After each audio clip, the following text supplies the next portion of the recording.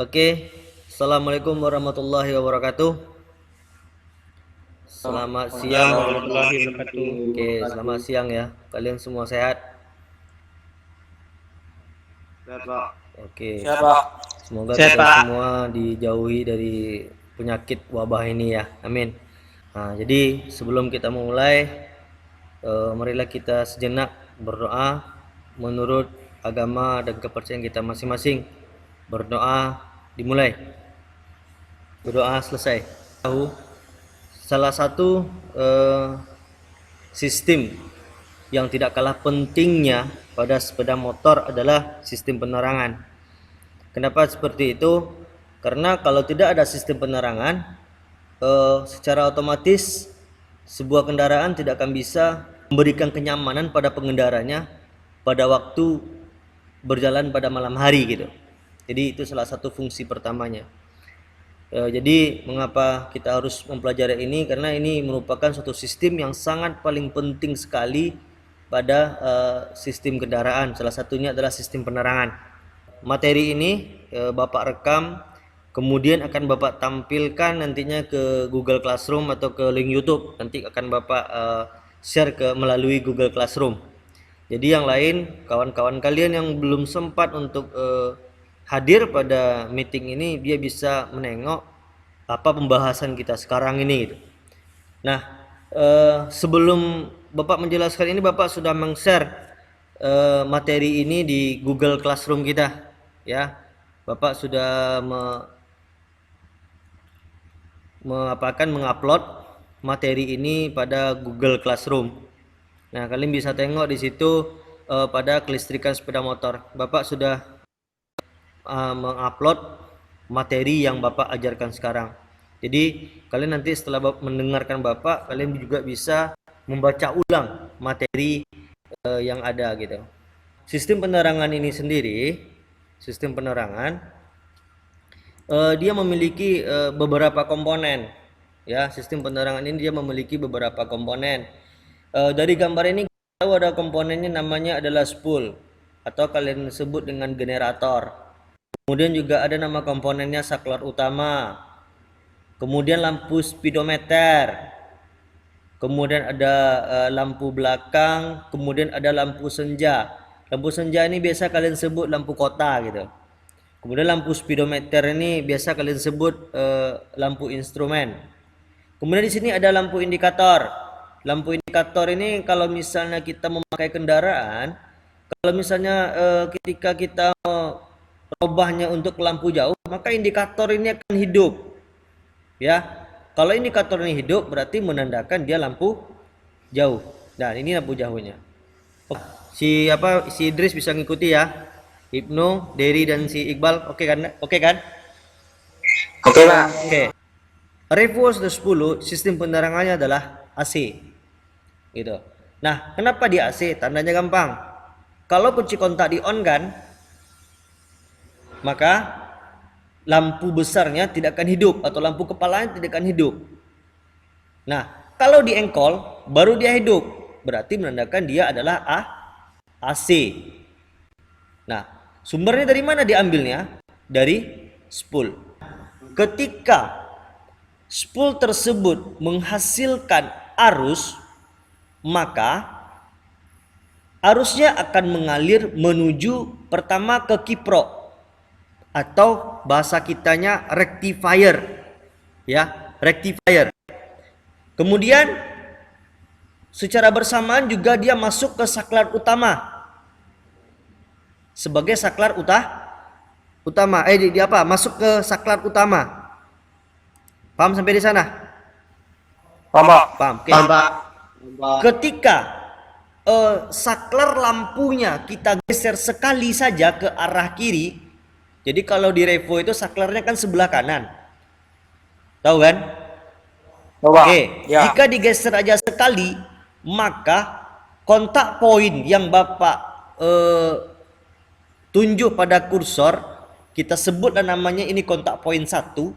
Kontak poin 1 dengan kontak poin 2 akan terhubung. Sehingga arus akan mengalir ke lampu speedometer. lalu menuju ke lampu belakang, lalu menuju ke lampu kota atau lampu senja. Kemudian lampu tersebut juga mengalir ke masa arusnya, sehingga lampu tersebut akan hidup. Sampai di sana paham? Paham, Pak. Paham, Pak. Paham, oke. Berarti Paham, pada Pak. saat lampu kotanya hidup, berarti lampu belakang juga hidup. Lampu speedometer hidup dan lampu senja juga akan hidup. Kemudian, jika saklar utama digeser lagi ke arah kanan, berarti digesernya 2 kali. Digeser ke arah kanan, maka kontak poin 1, 2, dan 3 akan saling terhubung. Maka arus akan mengalir dari saklar utama menuju saklar jauh dan dekat. Paham ya? Paham, Pak. Nah, Paham, Pak. saklar jauh dekat. Jadi kalau seandainya posisi saklarnya berada pada posisi dekat atau posisi switch dekat, maka kontak poin yang di tengah dengan yang di bawah akan terhubung. Lalu dari masuk ke filamen lampu, lalu ke massa, sehingga lampu dekatnya akan hidup. Paham sampai situ? Paham, Pak. Oke. Paham, Pak. Dan jika seandainya saklar tadi kita posisikan pada saklar jauh atau untuk lampu jauh, maka kontak poin yang di tengah akan terhubung dengan kontak poin yang di atas, sementara yang di bawah tidak terhubung.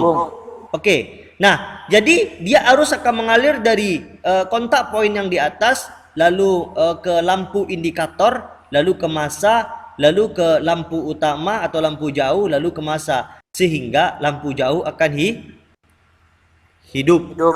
Oke, begitulah cara dari kerja dari sistem lampu penerangan jenisnya yang AC. Artinya adalah sumber arus untuk menghidupkan lampu ini berasal dari generator. Nah, Bapak tanya nih ke si Ibnu, kalau kita tengok dari gambar ada yang menuju spoolnya ke kiprok. Kalau untuk lampu ini, kalau di Honda itu kabelnya warna apa Yang dari mana, Pak? Dari spool. Ke kiprok, Pak. Ya. Lampu warna kuning, Pak. Kabel warna kuning. Ya. Oke, good. Jadi yang masuk ke kiprok ini adalah kabel yang warna kuning. Boleh bertanya 1 atau 2 orang pada kesempatan ini yang ragu. Kira-kira apa yang kalian pertanyakan? Kiprok tuh fungsi cara kerja gimana tuh, Pak? Oke. Sebentar. Tadi nanya siapa tadi yang nanya? Ibnu, Pak. Ibnu. Oke. Nah. Sebentar. Bapak akan menjelaskan mengenai kiprok. Nah, nih. Nah, di sini kiprok ini fungsinya sebenarnya adalah dia sebagai output atau merubah arus yang awalnya dari AC menjadi DC. Jadi keluaran kiprok ini ada lagi kabel, kalau kita tengok di Honda itu kabelnya warna merah. Cuman di gambar ini tidak dibuatkan. Nah, di gambar ini tidak dibuatkan. Nah, jadi ada di sini 1 buah kabel warna merah, dia langsung ke baterai. Fungsinya adalah untuk sistem pengisian. Jadi kalau sistem pengisian Anda tidak berjalan atau motornya tidak jalan sistem pengisiannya, berarti yang jebol itu adalah kiproknya. Kemudian di spool ini juga ada masuk ke dalam kiprok, ya, ke dalam kiprok atau ke dalam rectifier. Nah, ketika pada putaran tinggi spool ini akan menghasilkan arus yang sangat besar.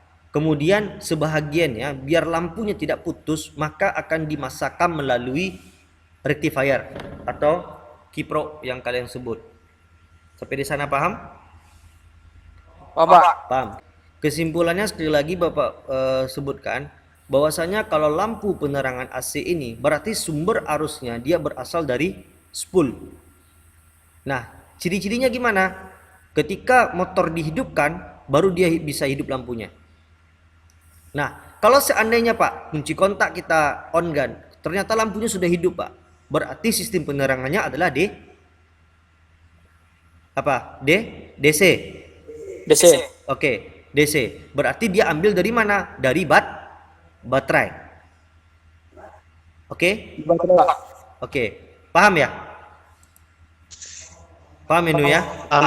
Paham Deri ya? Kalau seandainya ada keraguan pada materinya, kalian boleh bertanya ke Bapak lewat Google Classroom atau lewat WA grup kita.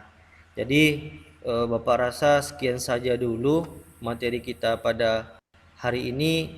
Semoga apa yang kita lakukan sekarang ini sangat bermanfaat bagi kita semua ya. Demikian saja. Assalamualaikum warahmatullahi wabarakatuh. Selamat sore. Waalaikumsalam. Waalaikumsalam warahmatullahi wabarakatuh. Selamat sore, Pak.